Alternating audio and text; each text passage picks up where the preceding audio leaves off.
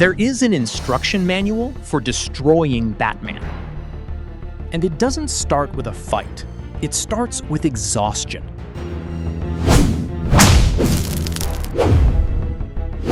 We love to see Batman win, but the truth is, DC Comics is obsessed with seeing him fail. From the broken spine in Knightfall in 1993 to the total and brutal isolation of the brand new Absolute Batman, there is a repetitive pattern that most fans simply ignore. It's not just about physical pain. It's the systematic destruction of a myth. It's the dark science of how you take absolutely everything from a legend until nothing is left but the shadow. It's what we call the Knightfall Protocol. Today on Comic Chronicles, we are going to dive deep into the psychology of the Dark Knight and understand exactly why the only way to make Batman truly immortal is by destroying him. To understand the present, we need to look at the definitive tragedy of the past. 1993, Knightfall. When people talk about this legendary comic book arc, they always focus on the final moment. Bane lifting Bruce Wayne over his knee, the sickening crack of the bone, the iconic full-page splash. But focusing only on the slam is to ignore the absolute genius of the strategy. Bane didn't break Batman's back. He broke his mind first. DC realized something fundamental about Bruce Wayne. A man who trained his body to the peak of human perfection cannot be defeated in a fair fight. So Bane destroyed Arkham Asylum.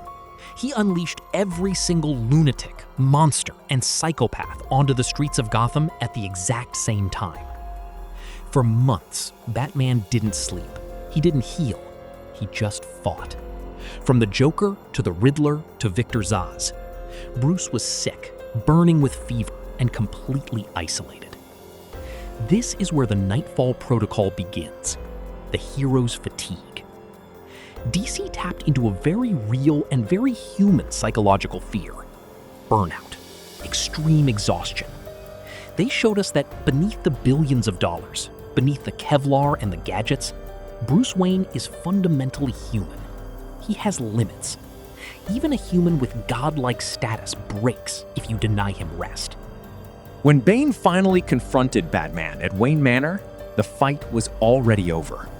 Bruce was no longer fighting to win. He was only fighting because he didn't know how to stop. And that is exactly why we couldn't look away. DC proved that to make us care deeply about a superhero, we need to be reminded of how easily they can bleed. But the protocol doesn't stop with the physical break. As soon as the hero falls, you need to prove why the world desperately needs him back. That's where Jean-Paul Valley comes in. Azrael. When Bruce was paralyzed, he made a controversial choice. He didn't pass the mantle to Dick Grayson. He handed it to Jean-Paul, a brainwashed assassin. And Jean-Paul created a new suit, covered in spikes, armed with razor-sharp batarangs, shurikens, and an absolute absence of mercy. In the 90s, the comic book industry was dominated by lethal anti-heroes like the Punisher, Wolverine, and Spawn. Fans complained all the time. Batman is too nice. Why doesn't he just kill his villains? So DC gave the fans exactly what they asked for: an extremely violent and completely unhinged Batman. And do you know what happened? It felt wrong. Deeply and fundamentally wrong. Azrael defeated Bane. Yes, he was efficient, he was brutal, but he was terrifying. He let people die. He alienated Commissioner Gordon and Robin. He turned the Batcave into a fortress of paranoia. This was the second phase of the Knightfall Protocol. DC destroyed Bruce Wayne to show us what a Gotham without him really looks like. They proved that Batman's greatest superpower is not his wealth or his martial arts. It is his self-control.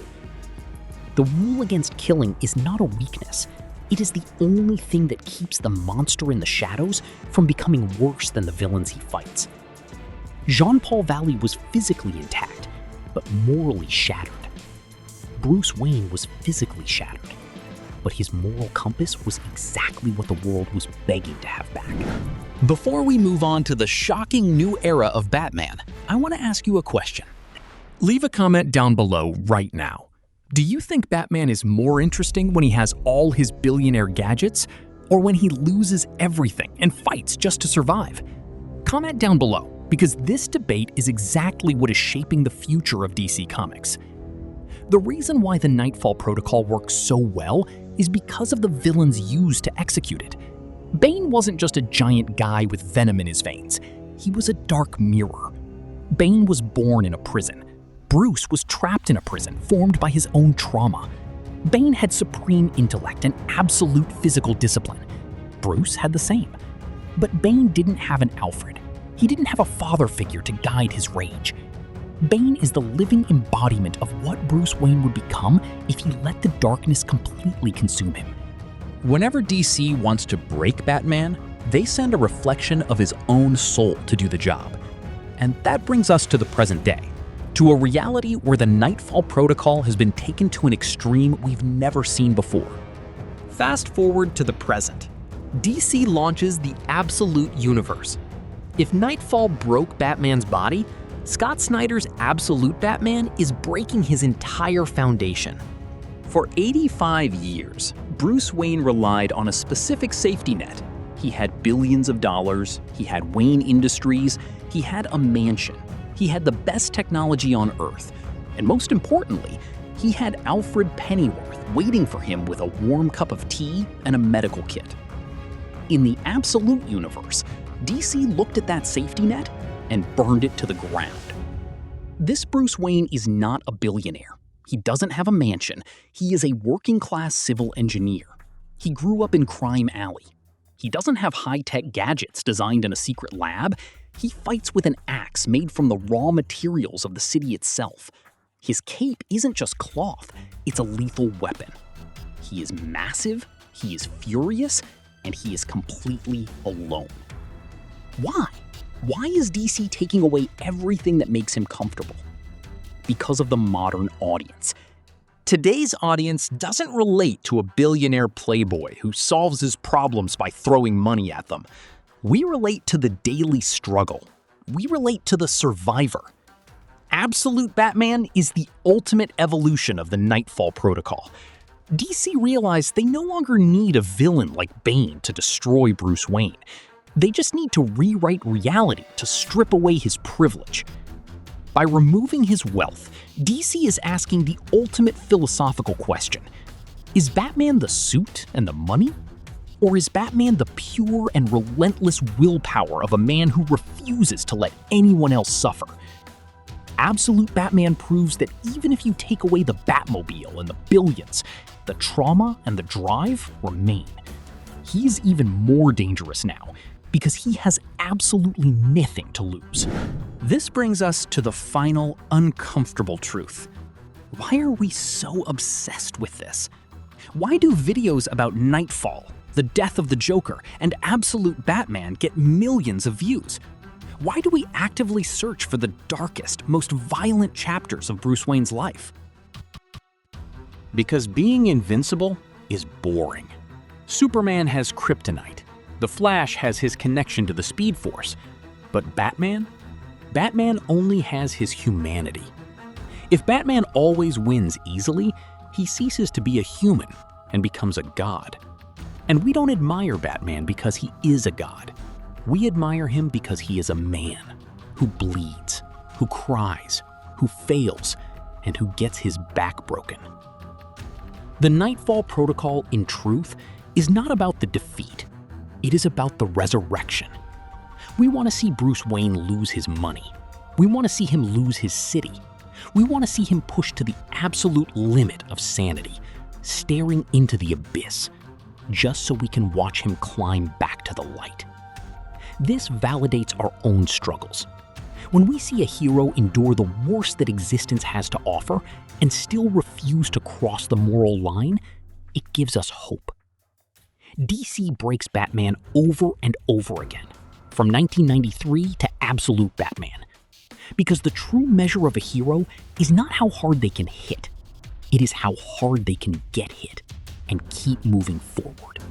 From the shattered spine in the Batcave to the concrete jungle of the absolute universe, the Knightfall Protocol will never end. As long as there is a Batman, there will be writers trying to destroy him. And as long as they try, we will be right here, waiting to see him rise from the ashes. What is your favorite moment where Batman was pushed to his absolute limit? Was it in Knightfall? Was it in his fight against Superman? Let me know down below in the comments. If you enjoyed this deep dive into the psychology of the Dark Knight, don't forget to leave a like, subscribe to Comic Chronicles, and turn on notifications so you don't miss any breakdown.